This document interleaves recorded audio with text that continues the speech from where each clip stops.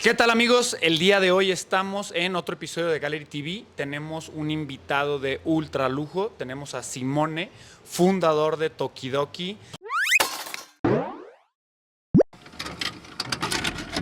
Hola, sorry, I introduced myself in English. My name is Simone Legno. I'm the co-founder of Tokidoki and the artist behind it. And it's my third time here in Mexico City. Sick. I really feel home and I really enjoyed so much the Sneaker Fever show. I met many fantastic, cool people. And here there are some of the coolest people in Mexico. Hey. I feel very welcome. Thank you, Simone, for being here with us, for taking the time. We know you don't have much time right now. You have to take a flight right now, right? Yes, tonight. Yes, I have time. Don't worry. Yes. Cool, amazing. Well, basically, what we want to know a little bit about you is more about like your inspiration to tell to the to your fans, Mexican fans, like a little bit more about you and where you get your inspiration from every new project that you have. Like, how does your creative process comes to your mind? Like, how it would start? It starts with maybe an idea that you have, a trip. Like, how does your creative process is? Yes, it's basically like actually we had a similar conversation now in the car when I was observing things. My local friends from Novel Max were saying, "Simon, you observe everything, you have opinions about everything." I was watching some camouflage of the Mexican army close to Nice. here, watching a beautiful urban camouflage. So basically, I like to describe Tokidoki as my personal diary. Nice. And it's like a mix-up of my life experiences. So I'm Italian, so I have my own way of watching design and my own European background, and then I mix up with all the things that I love. So it's obvious that I have this love for Japan. I live in Japan right now. I visit Japan 62 times. You ever live in Japan, or I live just... now, like my kids are there. Ah, okay. I keep my company in LA. I lived there 18 years. Nice. And then, 4 years ago, I moved my family there. So I'm more in touch with the Asian business. Nice. And my kids, they grew up the Japanese way. But in general, like you can see, like my stuff is very cartoony, very Japan pop culture inspired. What animes did you grew up with? What were the animes that inspired you or that marked you when you were young? I mean, like, yeah, it's a mix-up, like, what Japan inspires me. First, the anime are, like, of course, the robots. I'm a big vintage Japanese robots collector. Yeah. So I've done, like, I have a collection for 30 years almost Sick. of Japanese robots. So Mazinger, Gundam, but even the cute stuff like Doraemon. Doraemon. Okay. Do you have a favorite one? Robot? Yeah. Maybe Mazinger. Mazinger? Yeah, Mazinger Z was... Yes. Well, it's more from our age, right? Yeah, the 70s, 80s. It's more yes, from yes. our age. It's more from our age. And tell us a little bit more, like, what's your favorite thing about coming to Mexico? First of all, it's a place that it's very inspiring, like Okay. so many colors. And then it's like, I think there is like such a big street culture here. Sick. They have their own artists. They have like so much inspiration by your local history. So there is like, I can see like in the design, like so much like taken from your like centuries of roots. Yes. But mixed up with street and mixed up with the, the American street culture that we all love. So I find it very unique, and the colors are so flashy Nice. and so neon and so unique. Yes. Does that like brings you inspiration for things, or? Yes, absolutely. But even like one of my characters, like living in LA, of course, there is all the inspirations from the Chicanos, like, Okay, and yeah. so like even one of my most popular characters called Adios was, inspired actually like 15 years ago. I was in LA. I said, how I call like a Grim Reaper? I call it Adios, like because Adios is when it comes the moment of bye-bye. You just say Adios, like, All right, sick. yes. And after this, which is the next big expo that you have? Yeah, so actually I was supposed to be free for a second, but now I go back to Japan, and then I have I might hop to Shanghai after the pandemic, and they invited me last month to 2 new conventions. One is a toy show in Singapore. Okay. It's in September, and actually it's the first street con in Bangkok. Oh, cool. And so like it's very similar to Sneaker Fever that we just did here. When is and that? then it's like one is about 8 to 10 September. Okay. The toy show in Singapore. I always do like for 15 years the Comic Con, but this is more like very, very toy only oriented.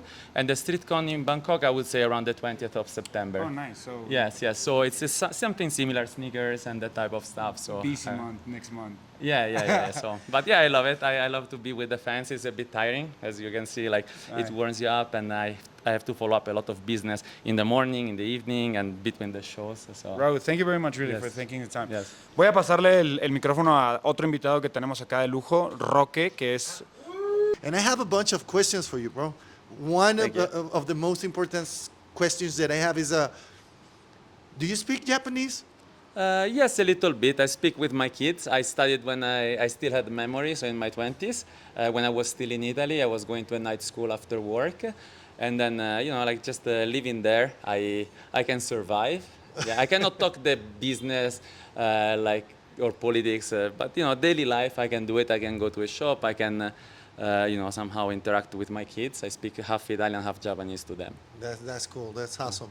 And like with the same question that he had at the beginning, where do you get all the inspiration from, bro? Because Yeah. I know when you were a child, he had a lot of ideas that when you grow up, you start like putting them on paper or something like that. But now, like you're going traveling around the world, how do you get that in one piece? No, you just think all the time. I always have like a sketchbook in my pocket, in my bag, and I take notes. And so it's just like people think it's just about Japan, but it's really like from all over the world. And Yeah. and then I was like, for example, like if you see Tokidoki, it's cute on certain level, but it's very street. Like Yes, living it is. almost 20 years in LA, I took all the Uh-huh. street culture, graffiti culture. I was 12 years in a punk rock band, so even talking to Omar from Sneaker Fever, like we were talking about touring with a band, and so all the culture of skulls, rock and roll icons, tattoos, skateboarding. I was a skateboarder when I was a kid, so I just mixed up all these things, and then I put a lot of like, let's say, dragons. Before I was going every month to China, and then like every country I go, I always observe things. Sometimes I get a little bit lost with my head because I just observe everything. It's just a way of living, You just dedicate Yes. your life, and I work 16 hours a day. Every day I woke up Wow. at 3:30, 4 a.m. I follow the business because 4 a.m. it's 11 a.m. in LA, from Tokyo in LA. So I follow the company, and at lunchtime I just start to do the creative stuff when Wow. LA goes to sleep. Wow, awesome. Before I pass the mic to Sebas, the colors of our flags are so similar: green, white, red. Do you have something in mind to do, like a crossover or something between countries or something like that? Thank you for the inspiration.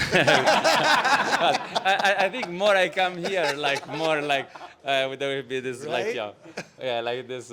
My love for Mexico is keep on growing and growing, and I keep on saying that it's an extremely similar culture, extremely, like the sense of family, the friendship, the spontaneously, the passion, and the love for food, and so like I really feel home. So maybe we can find some solution. But like I was so curious about it, so I started to Wikipedia if there was like maybe some reason, but no, it's just a coincidence, unfortunately. I hope some Garibaldi like coming here, but no, there was not a real historic reason. It's just beautiful colors that we awesome, we that's both awesome. by coincidence picked up. Yes. Well, I'm gonna pass the mic to Yeah. Sebas.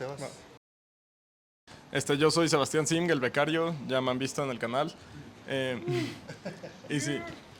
So, first of all, I want to like acknowledge your portfolio and all the work you've been doing for years. Like they've been showing me the work you've been doing with from Xbox to Barbie to Karl Lagerfeld, like all these brands. Yeah, that's impressive. So big ups for that.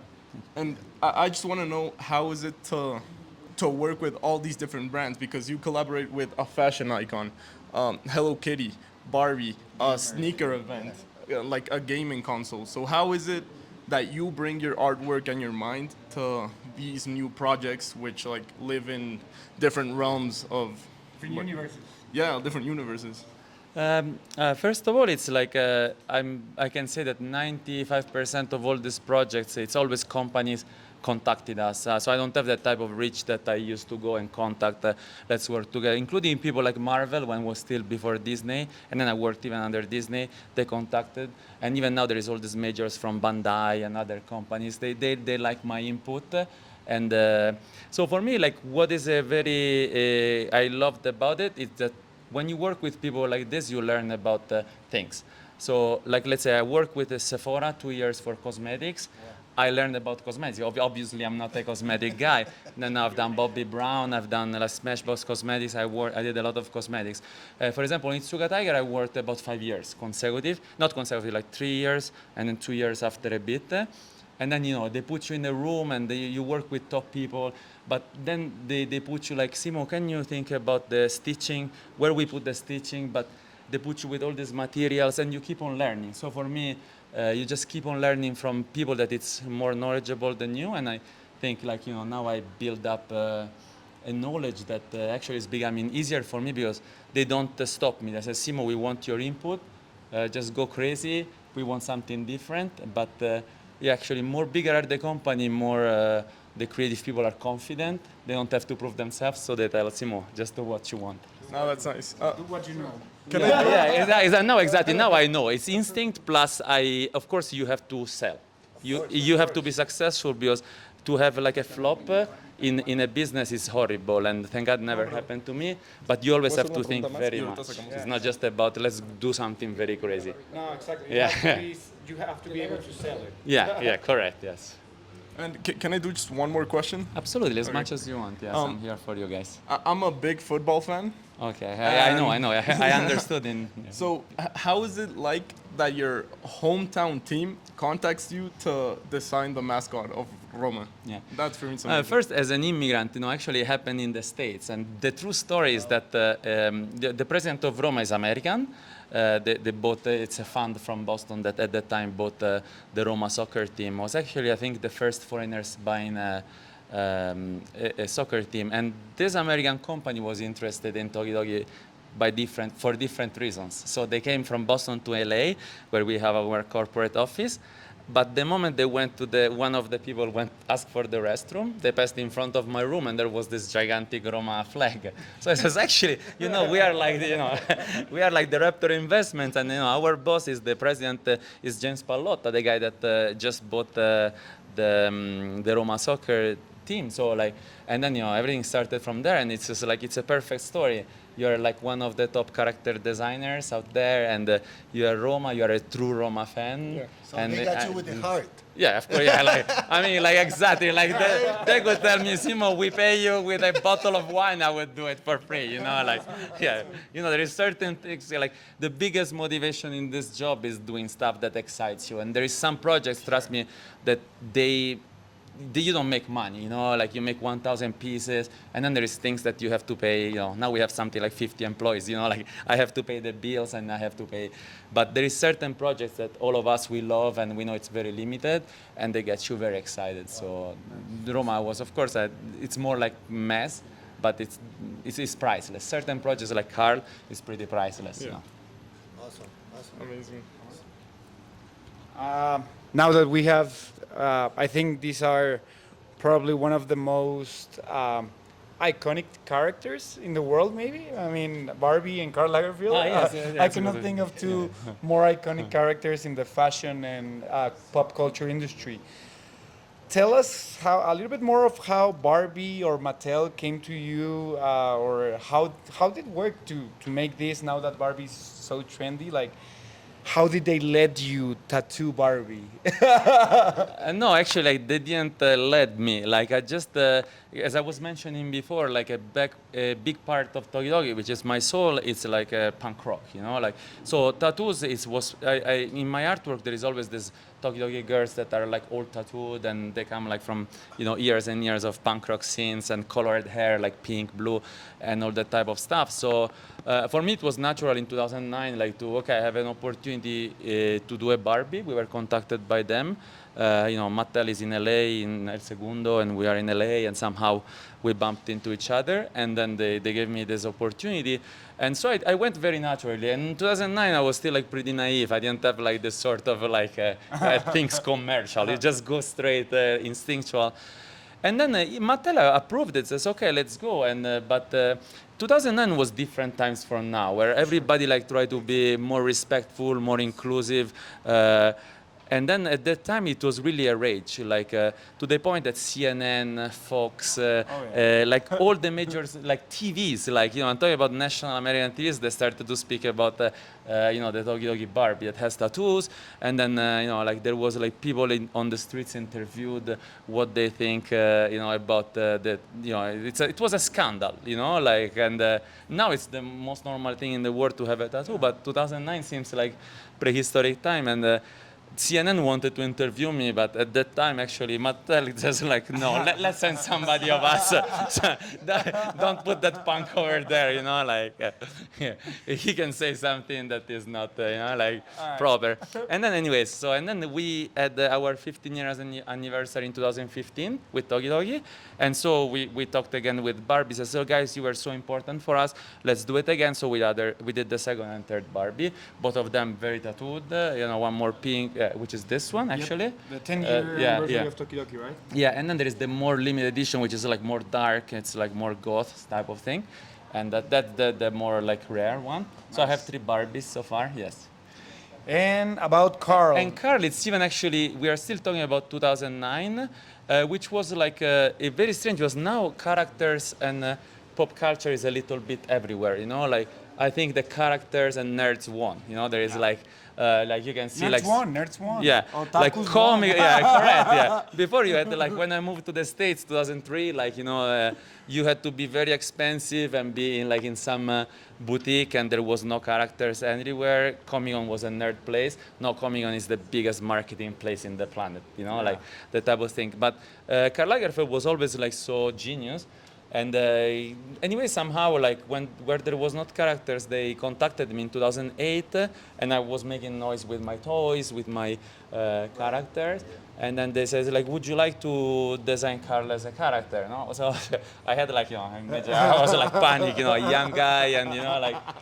And then when I had to submit the design, I was like, everybody when design a character is just like 2 eyes and a smile, And I was like, how can I designed like actually the opposite. I made the mouth like very like angry, and like I said, maybe he will get a big head, like he's going like this shape was a little bit like strange, so I was scared to show it, but then at the end it was approved, and actually we continued. We made like 14 toys, so it's from 2009 to next year is going to be 15 years. Sick. And so like we've done 14 toys, we've done collection, we've done watches, we've done New Era caps. And we've done lots of innovative things, and it's something I'm very proud, because, like to bring like character art so early into like the highest of the fashion when he was in his top of his life and career was a wonderful experience for me. Did you I'm get very to proud. have like a conversation? Yeah, with so Carl? yeah, I met him, yeah. And I was like, it was in Paris during a catwalk, and I think there was like Rihanna before me when she was still young, and we had to make a photo shoot, and I had to meet him, and I'll never forget, like the moment he shook my hand, he was like, finally. He smiled to me. You cannot imagine Karl Lagerfeld smiling, but yes, yeah. He smiles, sick, yes. That's sick. I've never seen him smile. Yeah, himself. correct, yes. That was pure gold. That was pure gold. Sick. Yeah. ¿Hay algo más que quieran ustedes para poder cerrar? I wanted to ask you about your shoes. Like I saw yes. they have your name. Like Yes. what up with that? Yes. That's another thing. Yeah, so basically, like I started with Betty Nape to do an art project. So we already had a collective show with different artists from a bit all over, and I painted.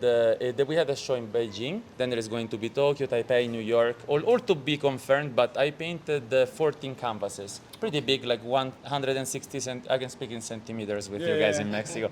Yeah, finally. Inches. Yeah, still That's 20 years. stupid. I don't understand Stupid. the inches, but after 20 years. But yeah, I think like 160, 130. So these big canvases. So there is going to be these shows, and then they have like this sort of VIP type of thing. They provide to different people shoes with their names and for us to rock it and to represent. And I already had like a few meetings, and probably I don't have a schedule, but I guess it's going to be natural after all these shows to have sneakers and collection and some projects together. Like they appreciate my work, and I love the brand because I'm one of these old school streetwear guys. So and as I told, I was going to Japan all the time. So actually, I've been 62 times before moving there. So I've seen like 62 times before actually. before moving, yeah, since I was 19. So I was before it there was internet, but you had to find a place where to put a cord. That type of era. Okay. So I've seen Betty Nape growing up from the very, very beginning, and so for me it's a sort of a closure. I was very aware about the brand from the very beginning, and now that I'm an older guy, it's a bit surreal to work with, and so it's a cool project. So I guess you will see more in the future. That's it. And just one more to finish. Is there any brand or artist or any project on your bucket list that you would love to work, that you feel that really goes with you, with what you like? I don't know, like another franchise like Roma, or is there any like brand or something in your bucket list that it's like kind of, or you already check all the... No, I have many, like some, like let's say in the pop culture world that they contacted us, let's say in robots. Yeah. Number one famous robot contacted us, and then, with the sneakers I will work with Bape. I have other things going on, but sometimes you don't want to jinx it. And sometimes you sign certain NDAs, like you sign papers, and for marketing reasons, I call it like Tokidoki. Sometimes I just, and my team was, Simo, no. We are pretty big, like we get sued, you cannot like really reveal many things. But, and then of course there is certain brands that everybody wants to work. So going high end, that's everybody, it's obvious. But there is one project I really want to do is like to decorate an airplane. That's something I always say. Like I have a collaboration that is renewed now, like with Singapore Airlines, which is one of the most premium airlines. But we do only products for in-flight. And there is some technical reasons you cannot decorate for that specific airline the plane. Okay. Because they explained me, like basically like Singapore Airlines is such a big fleet that they fly all the time, so they never park the planes. If they park the plane to decorate it, means like 2 days. It means like some millions. Bravo, exactly. So they explained me like this is the reason I cannot do it. But it's still nice to see like one of the top premium Maybe Drake airlines. next plane. Yeah, maybe somebody in Aero Mexico. I heard he has parked Yeah, it there. yeah. So. Yeah, All right, something. Simone, Yeah. thank you very much. Thank really, you. thank you very Thank much you for the hospitality. for having... You and everybody in Mexico, I really feel home, and as you can see, I don't want to leave. Yeah. So I just have one final question. Here in Gallery, we know with who we want to work, and that's you. So maybe a thank you. possible collaboration with Gallery. I don't Yes, know. absolutely. Yes, Okay. yes, 100%. Tokidoki, yes. No, but you allow me to say yes. So Not yes. NDA And signed I'm sure yet. talk to my business partner Puna. She will be. First of all, you are very cool guys. Second, you were presented as the coolest place in Mexico or in Latin America. So yeah, I think it's going to help me a lot if we work together. We can do some products, for you exclusive, and we can actually talk together about, brainstorm and having something very suitable to this place. I would be very honored. Thank you for asking me in front of a camera.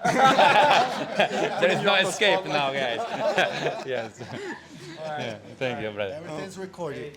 Bueno, como vieron, una trayectoria increíble. Háganse un favor y llénense de cultura. Van con todas las marcas que ha colaborado, todas las tiendas que tiene. En verdad, si hay una trayectoria chingona. Es aquí mi compa Simone. Simone, thank you for being Thank you, here. brother. Thank you For so the much. putting Thank me you. on the spot with the Thank you. collaboration. Thank you so much. Thank you. Thank you. Thank you. Thank Next you. time I will have more Italian on my pocket, bro. Yes, okay. No, but I will pick up Spanish. I will pick up Spanish for sure. Pues eso fue todo. Muchas gracias por los que se quedaron a ver el contenido. De verdad, como dice Chevo, vayan, vean el trabajo de Simone. Ha habido colaboraciones con casi todas las marcas que se puedan imaginar. Su línea, la verdad, es muy clara. Solo con ver el tipo de gráfico, no solo hace art toys, también tiene la parte de pintura, tiene la parte de gráficos. Entonces, sigan su trabajo. La verdad es que es algo exagerado de creativo. Tiene ideas de otro universo. A mí se me hace muy cyberpunk, muy hacia la época de todo esto colorido con lo oscuro. Entonces, si son fans de toda esta parte, de verdad sigan el trabajo de Simón, y es todo. Hasta la próxima. Hasta la próxima. Y un agradecimiento enorme a los compas de Novelmex que nos hicieron el favor de traernos todas estas piezas de museo, contactarnos aquí con el gran artista. Entonces, aquí Gallery ya parece museo. Si quieren venir a ver sus piezas, aquí van a estar exhibidas. Entonces sí, dense el rol, cotorren con nosotros y sí, chido.